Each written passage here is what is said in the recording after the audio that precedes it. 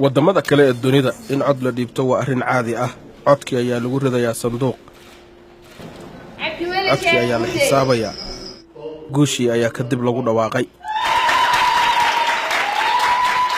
balse halkan waa Soomaaliya, waddan aan xasilooni arag ku dhawaad 30 sano.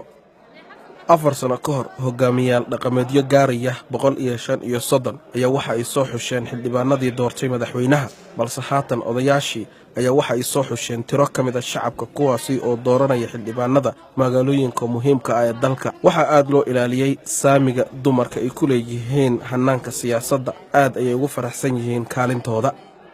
maanta inaan ka qayb qaato doorashadan aad bay muhiim u tahay, gaar ahaan dumarkeena inaan codayno, codkeena la maqlo sidii aan wadankeena iyo dadkeena wax ugu tari lahayn. marka aad iyo aad aan ugu faraxsanahay in ani kaliya ma aha, gabdho yaryar, dumar, hooyooyin wada codaynayaan. marka aad iyo aad aan ugu faraxsanahay. waxay ku tusinaysaa inuu wadanka isbedel ka socdo, isbedelkaasna ay tahay isbedel weyn. xaaladda ammaanka oo aan wanaagsanayn iyo wadooyinka oo aan dayactirsanayn ayaa waxa ay ku qaaday in qaar ka mid ah codbixiyaasha ay ku safraan diyaarado.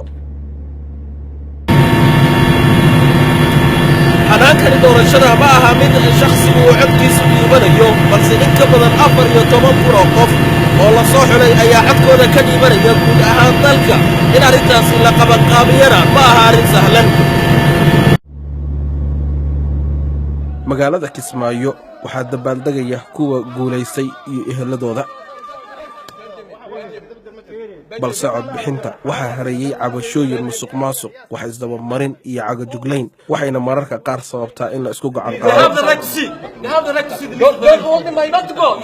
dadka dhaliilaya hannaankani doorashada waxa ay sheegayaan in wararka baahay ee ku saabsan musuqmaasuqa iyo cagajuglaynta ay halis ku yihiin in lagu kalsoonaan karo natiijada doorashooyinka. hadda wararka noo imaanaya oo u baahan in la xaqiijiyo waxa weeyaan kuraasta qaarkood inay gaareen ka badan 500 oo kun oo dollar hal kursi oo baarlamaan.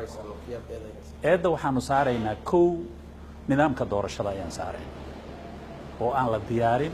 qaramada midoobay ayaa waxay ku bixisay malaayiin dollar in la suurtageliyo doorashada baarlamaanka, inkastoo haddana codku aanu ahayn hal qof iyo hal cod. Somalia doesn't have a voter registry. Soomaaliya ma laha nidaamka diiwaangelinta codbixiyaasha, ma laha nidaamka kaararka aqoonsiga, ma lahan hannaan garsoor oo si buuxda u shaqaynaya.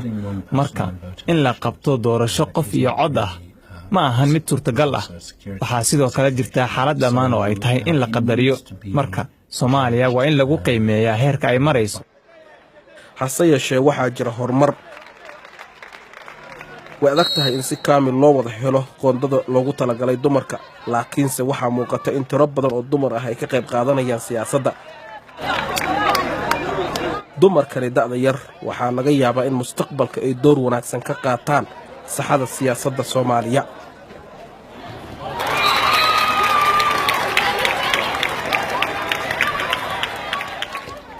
maxamuud cali maxamed, BBC, Muqdisho.